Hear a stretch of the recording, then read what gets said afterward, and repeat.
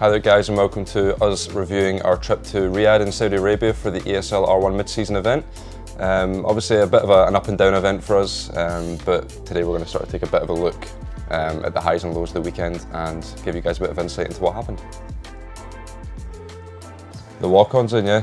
Thankfully no one fell over. Yeah, I very nearly did. This is the first walk-on, right? Yeah, I think so. Yeah. Is this Yeah, really you see me like, oh, that's not true. So, synchronized. yeah.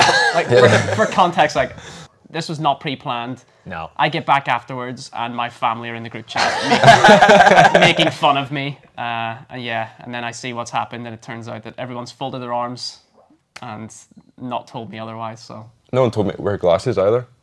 I'm the only one there with no glasses on. That's true. That's why you're doing well, mate, because you can see where you're going. Takes it 3 abreast into the braking zone. Who's the bravest of them all? Gap on the inside, I knew where to brake, I knew where the brake marker was, and the gap was there, so I just sort of slotted myself in and snuck through. At the apex, I thought, oh, I've maybe made a place, and then I see I'm up to P3. Well, you forced him off there, mate. He's held on and then... And then I was getting spit roasted here, like I didn't know what way to go. I moved to the left, I'm getting thumped back to the right and back and forth. And then, oh no. And then this. I mean, yeah. Oof. I was so gutting. Like on my screen, I hit the brakes, everything's fine, and then the car ahead just stops and jumps forward again, and it rips the wheel out my hand. It would have put you in a really good spot for the second race to actually make Yeah. it, or like challenge to make day 2. Like up to that point, I was doing way ahead of any expectations I had. Yeah, like it's just so frustrating you start thinking about all the small things that could have changed it. If I broke 10 centimeters earlier, I probably wouldn't have got rubber banded and, would have finished at least 3rd. Initially, when I spun, I'm like, shit, I'm in the middle of the track and everyone's coming along. Yeah, I mean, so that little split second there, I'm flat on the throttle and the car's just not moving because obviously the momentum's pulling me backwards.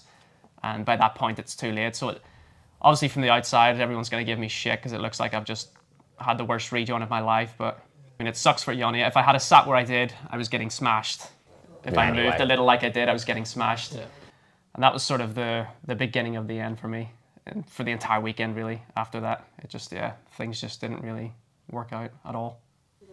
All right, so yeah, the shootout lap at the end of day 1. So I was first up and then had to sort of sit around for the entire day watching the maths, hoping that I would make it, and obviously in the end we were tied. I just finished shouting at a cameraman at this point, because the cameramen were really being your eye line just at the wrong points. But the way the shootout worked is Marco could have done his lap first and then I did mine second. So I came out of turn 1, I had it really good.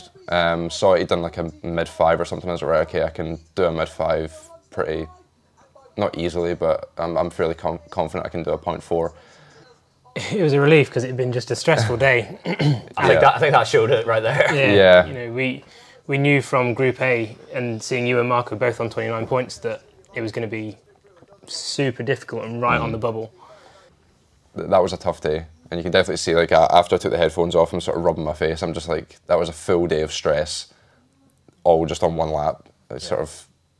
Like, you almost balled it at the end. Yeah. You had so much margin, actually, because your first 2 sectors were very, very strong, given the circumstances. Sector 1 especially was really good. That was maybe 100th off my all-time PB. That started my fear of the pyrotechnic stuff as well. That was the beginning of it. Oh my God, If you guys look at the clip and you look to the left staircase, you'll see me standing with, double teapot with my arms on my hips. But Kev hits the lap and instantly I run down to go celebrate with Kev. And I think a step before all the fire and stuff comes up, it shoots up out of nowhere a step before I get there. After that, I was just terrified to even walk over it the entire rest of the weekend. I think a few others had a few close calls like me, so... Yeah, there was a few. Yeah, so ended day 2, then we ended P9. Going into the day, I would have been really happy with that, but actually, by the end of it, and actually looking at the gap to ball winning P8, I sort of came out of that day really, really frustrated and disappointed. Yeah, I mean, like after race 1, we were P6, and it was looking. I think it was P5 actually. I think we got a top 5 like straight away at Spa. I had 2 races in a row with no transmission sound, and then I had one with a wheel disconnect as well. So it was basically 3 races in a row where I scored nothing. To be P9 after having to come through a shootout, we'll take it and move on to next season. We knew we'd banked 7.5 grand or whatever it was for coming 12th. So I ended up doubling that with 9th. So it was just it set us up well for day 3 as well, because I think we went into day 3 as a group feeling quite hopeful that we had a really good shot to get into day 4 in the in the teams championship. I think if none of us had made it to day 2, it would have been quite difficult to Would sort have of bring knocked the wind ourselves out of back us. up. Yeah, Yeah. so Yeah. Ending towards Tommy Osgaard's pole position time, but now through that corner where he drifted the rear end. All right, so here we are at Spa then with probably one of the best laps I've hit. Yeah, I think this was maybe 800ths off my all-time PB, I think, this lap. And someone managed to put it on pole, so in towards turn 1, obviously, I'd been crashed into at turn 1 several times in the spring season, so I kind of learned my lesson there, made sure to block off the inside from Holtzman and just try and get those two side by side out of turn 1. Didn't quite happen, but thankfully here Tommy managed to get side by side, and I knew that if I could lead into Lake Holm, I could sort of control the race from there. Basically just a race of sort of trading lap times with Holtzman. Initially I pulled away, middle point it was sort of trading back and forward, and at the end he sort of came back to me a little bit, and then yeah, finally we could breathe a sigh of relief. Well, I didn't even find it that stressful watching you because you weren't missing at Spa. Yeah. Every time that you drove lap, whether it was back here or out there, like you're on point at Spa. wasn't this the Yeah. race that you got the really sick picture from, right?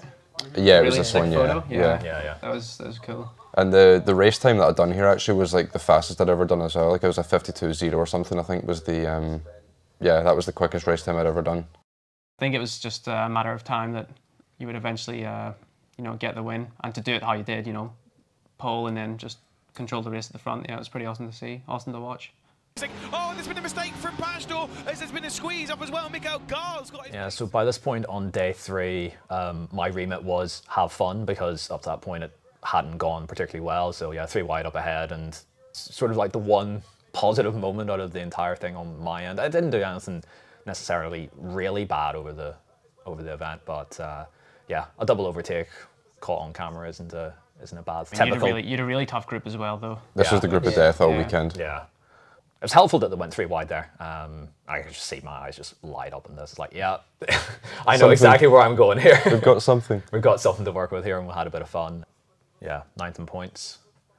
Not what we set out for, unfortunately. I'm sure everybody else feels probably a similar way, but the amount of technical issues and points that we lost from the problems that we had was, yeah, like after this day, I was done. Like I was so sick of the arena, all of it. I just wanted to get away from it.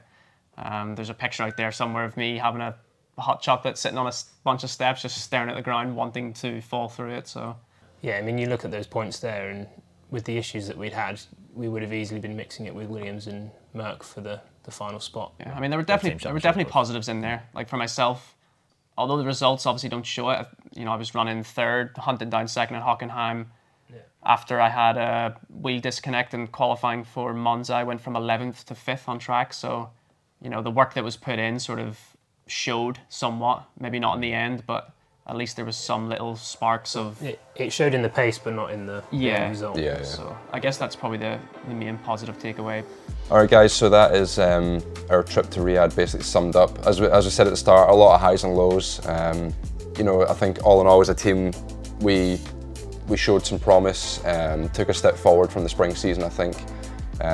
But yeah, between technical issues and stewarding, it just sort of left us a little bit lower than I feel we deserved. I think, you know, we should have been in for a fight around P7, P6, somewhere around there. I think it was definitely on the cards, but you know, we all tried our best. That's all we can really do at this level is do your best and hope that things fall your way. So anyway, we're going to go now, start getting ready for the fall season, and hopefully we'll finish up there in the top 6 at some point and be fighting for wins again.